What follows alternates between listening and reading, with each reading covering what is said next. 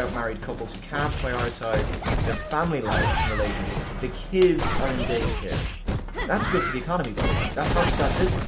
The parents are both working and paying taxes, which is good for the economy. I'm too tired to cook tonight, honey. I was working late. Let's get takeout instead. Oh, we're getting divorced now? Because we can't stand the sight of each other? And we've lost sight of what's truly important? Yay! Let's get lawyers involved, spending huge money. Also economically beneficial.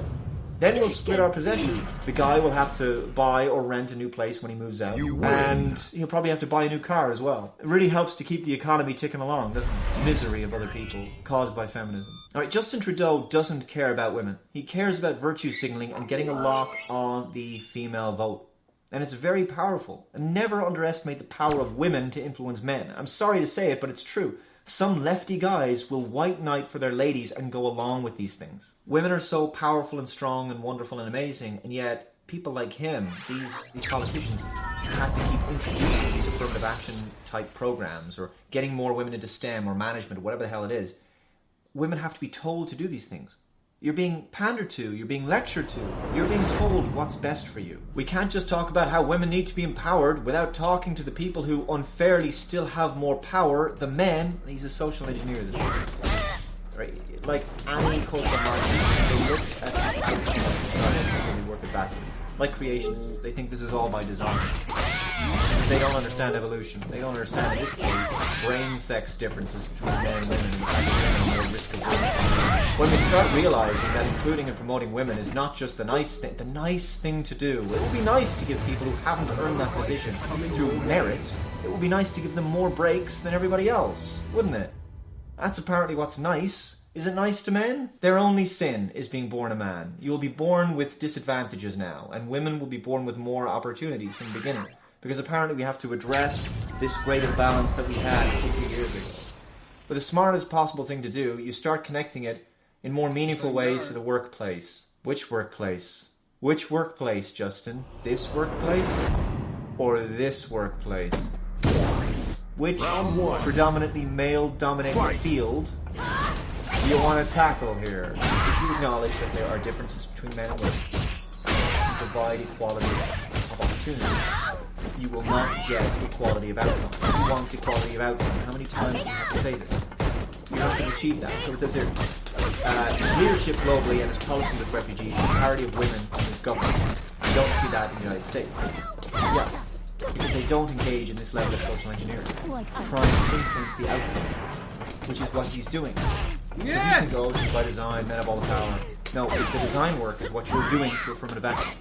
And robbing men of positions they would have had and screwing them out because of their gender. And in the case of his diverse cabinet, it also is with respect to religion and race. Fuck Sweden, so they call themselves a humanitarian superpower with a feminist foreign policy. Fight! Okay, now, just read that line again. His leadership globally and his policy with refugees. Canada sounds very similar to Sweden at this point. And when you read things like his policy with refugees is helping Syria, that's all very similar. And I believe that we should be helping refugees for sure. But we need to know where they're coming from. I've spoken about it. But he's using that. As we know, in the social justice oppression law, there are certain select groups of society, certain minorities that are in this case, and in that line, globally and his policy with refugees, an attempt to activate the maternal instincts of the women in the audience. That's what that is. Final round. Very favor by using refugees. This is not surprising, because George made this observation as well. Feminists, as you know, say that gender is a social construct, and that we're all born a blank slate. There's no difference between men and women. Exactly the same. Our brain sex differences aren't there. It's not nature's way. And yet, feminists treat certain minority groups like children and want to protect them.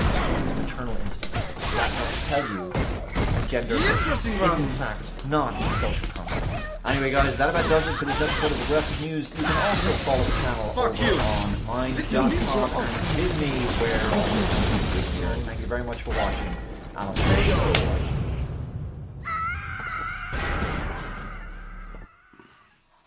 You lose. I love the language used to describe the means by which the UK will depart the EU under Brexit. Article 50 must be triggered by Prime Minister Theresa May. Triggered, of course, perfect word to describe the SJWs up in arms and the current flow of salt emanating from social media today. Article 50 of the Lisbon Treaty is described as follows: a political process by which any member state may decide to withdraw from the Union in accordance with its own constitutional requirements. So, Theresa May hit the button today to start the process, which is due to take 2 years to be fully finalised. But at least it's finally begun. However, that won't stop Ramoners and indeed the EU power elites from whining and, in the case of the latter, trying to undermine and compromise the deal. I need to warn the British people, be careful here. Brexit means Brexit, and there's still some time for Brussels to throw a spanner in the works and try something underhand to prevent a hard Brexit. It's like the film Misery. It's an unhealthy relationship, and the EU is like that obsessive stalker who won't leave you alone and is still in denial that it's actually over. They really do not want to let you leave, and they'll go to any lengths to keep control of some aspect of your country in the future. This includes your borders. Economic sovereignty is one thing, but you don't have a nation without borders, and Britain must be able to open and close them when it wants. So unsurprisingly, the unelected, anti-democratic Brussels elites like Guy Verhofstadt is trying to see if he can sabotage the process. This is the same guy who wants an EU army, which would have been the final nail in the coffin for those EU member states looking to leave and retain their freedom.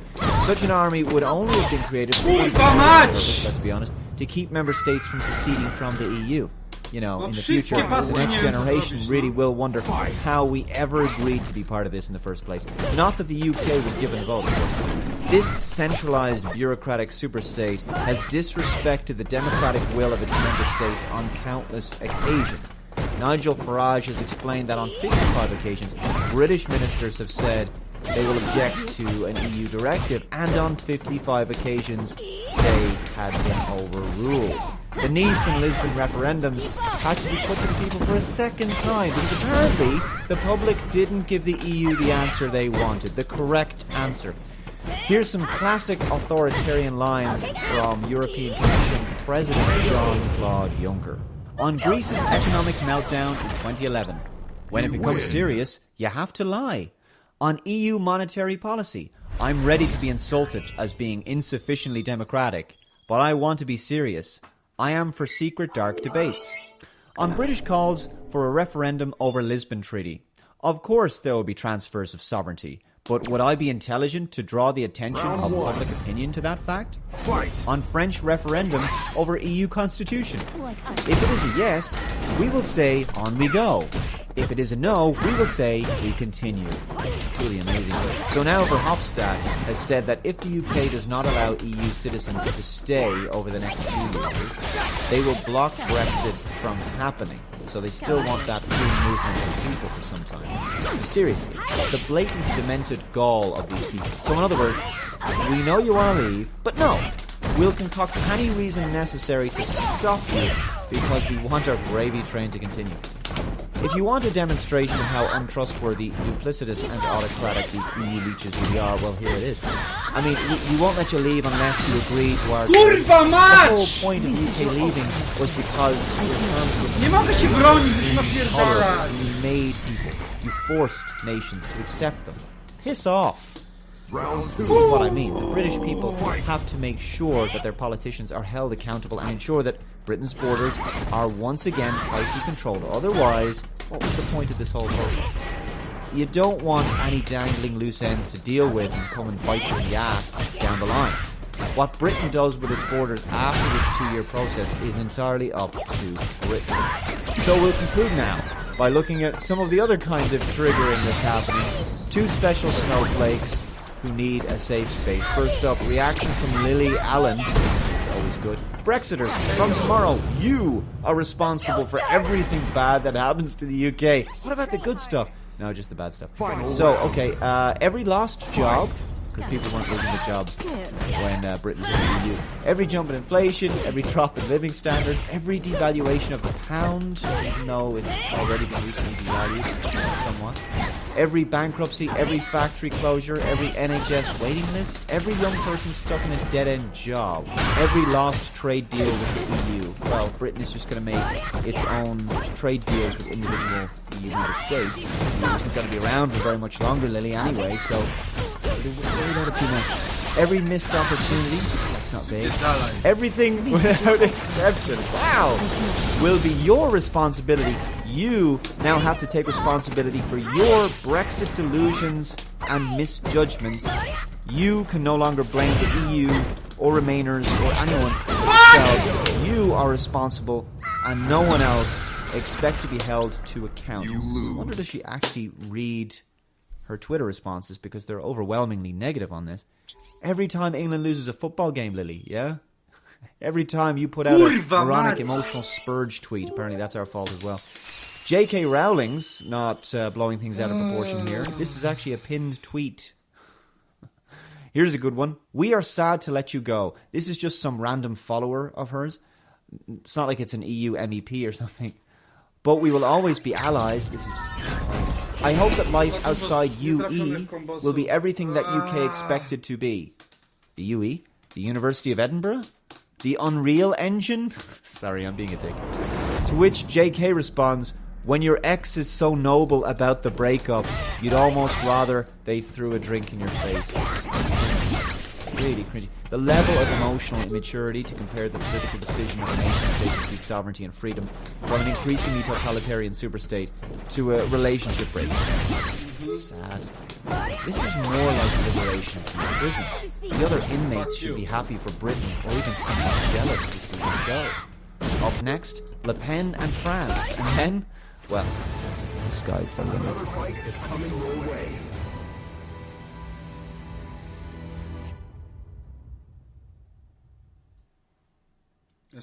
This is the most important vote you will ever cast in your lifetime. So listen up. They're lying to you about Brexit. All this Chicken Little, the sky is falling. There'll be World War III if Britain leaves the EU. There'll be economic catastrophe. It's all total bollocks. The EU isn't planning to become a federal superstate accountable only to the bureaucrats who profit from it. It already is one. It already has a central bank, a president, a currency, a criminal justice system, a passport, a flag, an anthem. These are all defining characteristics of a nation state. They lecture us all day about nationalism being evil while trying to build a contrived pan-European nationality. Because it's not about free trade, it's not about peace. It's about obliterating the nation state and replacing it with their own Byzantine United States of Europe and seizing raw power. They lied to us from the start. They claimed it was just going to be a free trade zone. It's already a sprawling empire. And isn't it an amazing coincidence that all the economic, academic, NGO and arts organisations who are fear-mongering about Britain leaving the EU are being bankrolled by the EU. The EU pays organisations to call for the EU to be given more power. The EU then seizes more power, claiming it did so in response to popular demand. These are the same groups you now see all over the news, claiming that Brexit will lead to the apocalypse. They're lying to you, because they don't want their slot to come to an end. There's all this fear-mongering about massive job losses. The only job losses are going to be MEPs falling off the Brussels gravy train, the £3,500 a month general expenses, the business class refunds for budget flights, the €12,000 a month staff budget, the private shopping malls that aren't even open to the peasant public. And these MEPs don't even have to submit receipts. It's all a massive bribe to buy their obedience. EU officials pay a flat tax of just 21%. They're making decisions that have fiscal consequences for ordinary people, while themselves being exempt from those consequences. Power without responsibility. The ultimate form of authoritarianism. You've heard it said that the EU is undemocratic. It's not undemocratic, it's anti-democratic. Look at how the European Union responds when citizens in Europe vote to reject its mandates. In Denmark, Ireland, France, the Netherlands, Greece, the people voted to reject the Maastricht Treaty, to reject the Nice Treaty, to reject the EU Constitution, to reject the Lisbon Treaty, to reject the Euro bailout. And every time the EU